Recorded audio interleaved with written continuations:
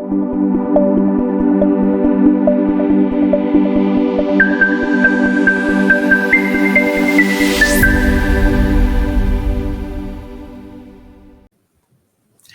everybody, welcome back to the channel, Crafting and Crime Daily. That's because I recap live trials, but this is for all you crafters out there who are putting together all these masterpieces, diamond paintings, crochet, cross-stitch projects, watercolor paintings. I did a watercolor painting last night. I did a beach scene.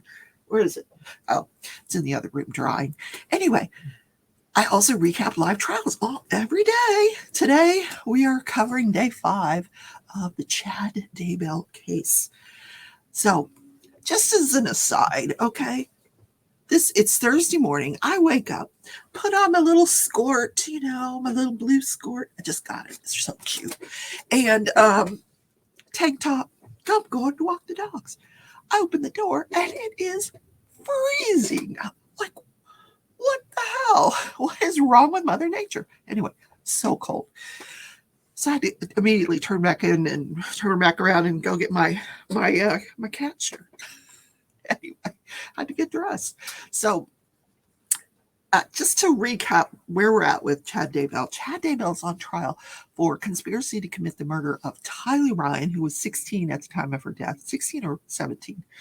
I think she was 17, actually, at the time of her death. JJ Vallow, who was 7 years old, autistic.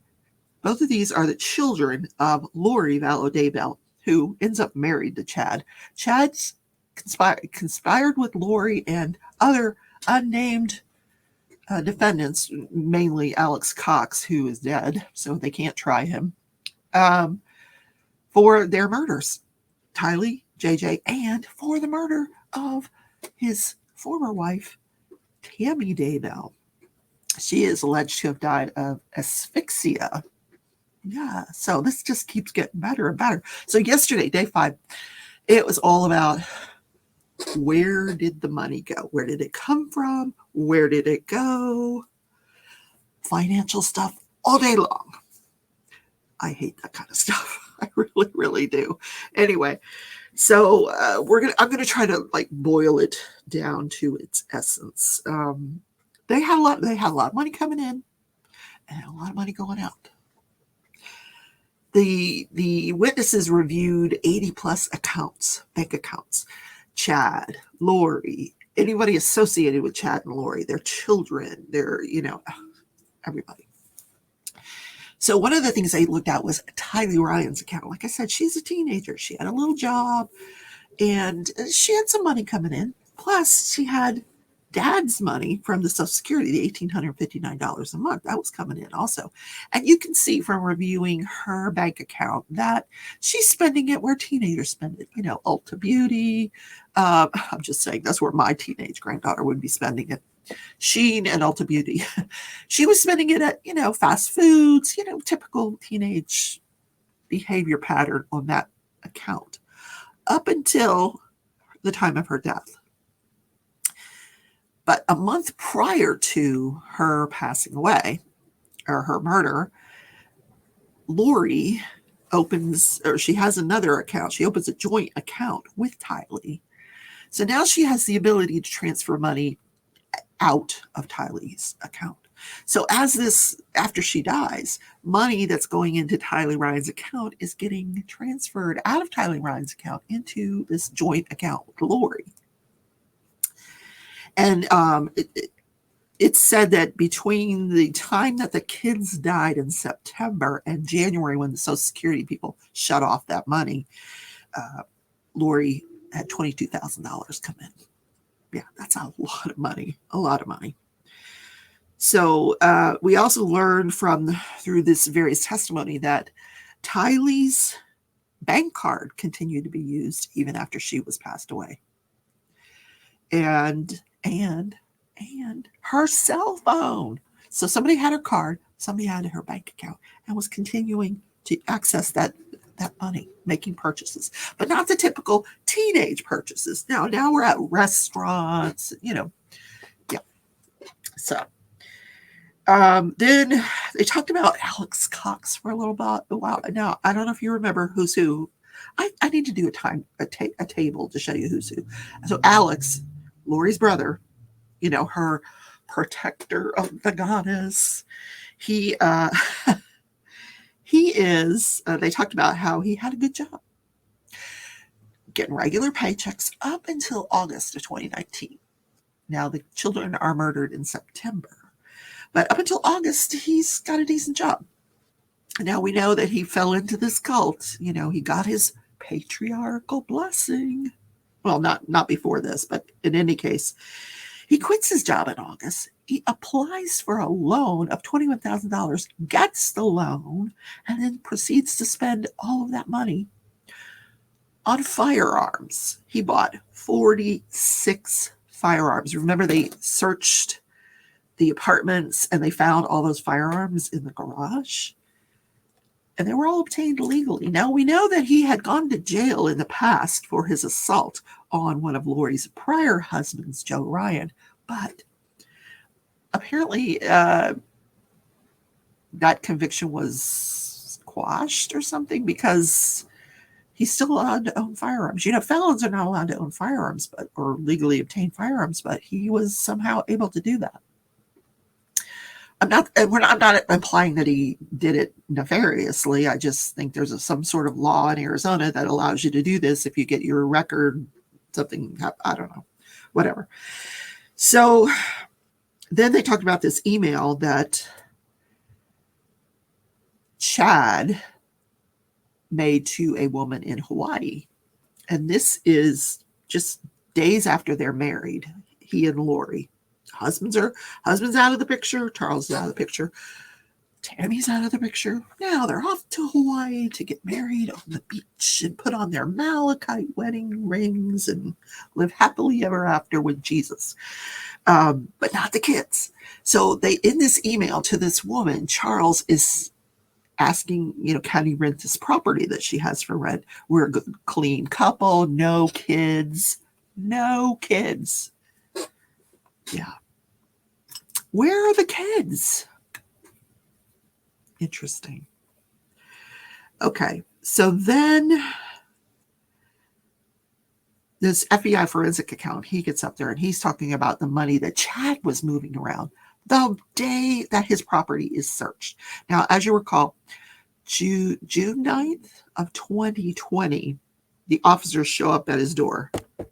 Hello. Now, one of his children, lets the officers in. They've got 30 plus officers. Some of them are coming into the house to execute the search warrant. Some of them already have made their way out to the property where they think the bodies are buried, and they're going to look out there.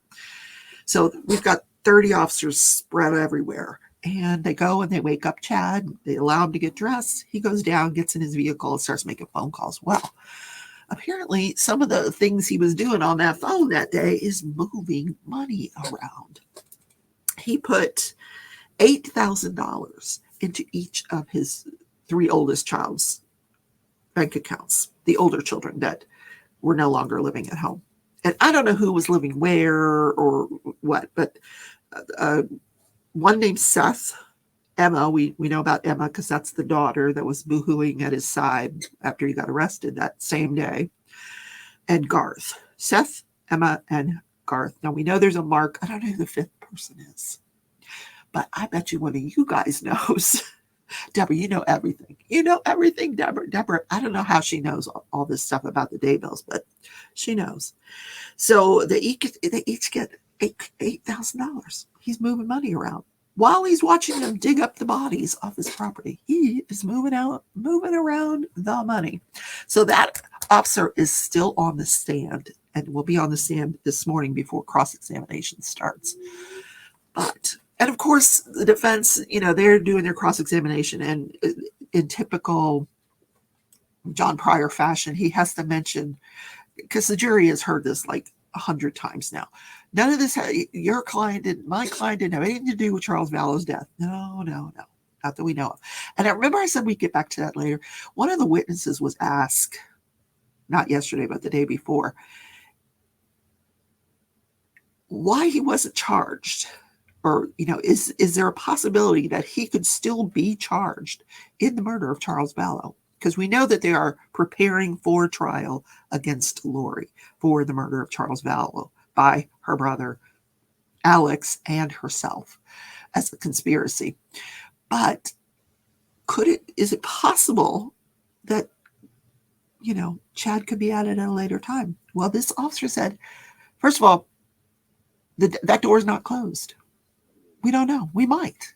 There's no statute of limitations on murder in Arizona where this murder occurred. So maybe,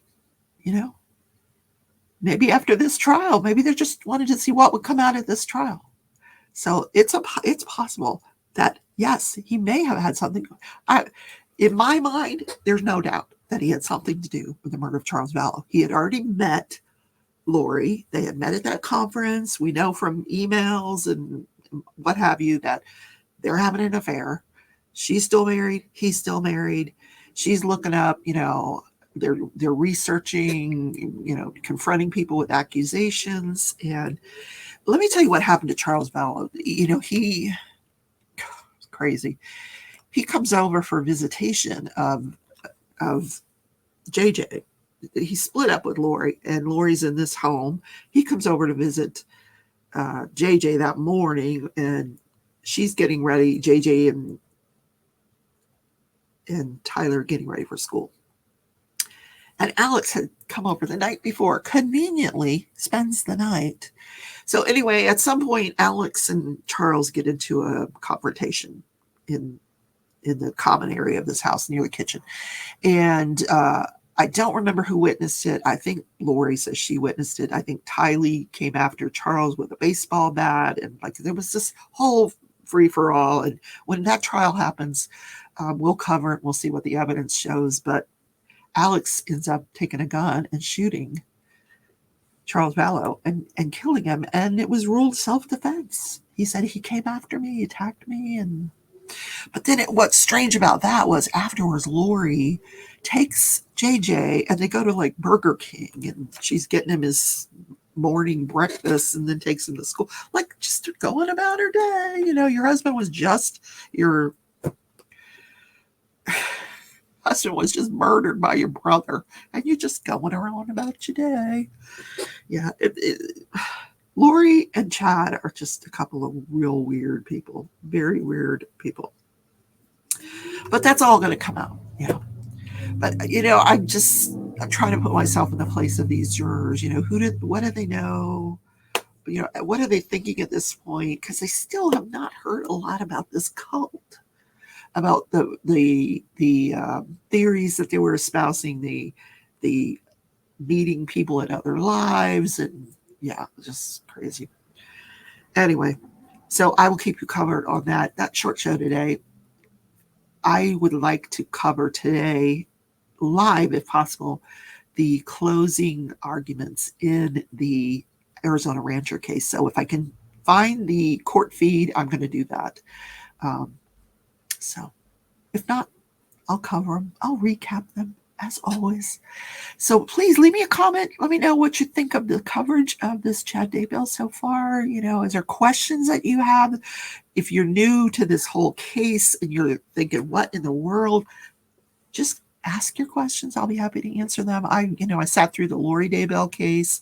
I've been covering this for years. So let me know your thoughts.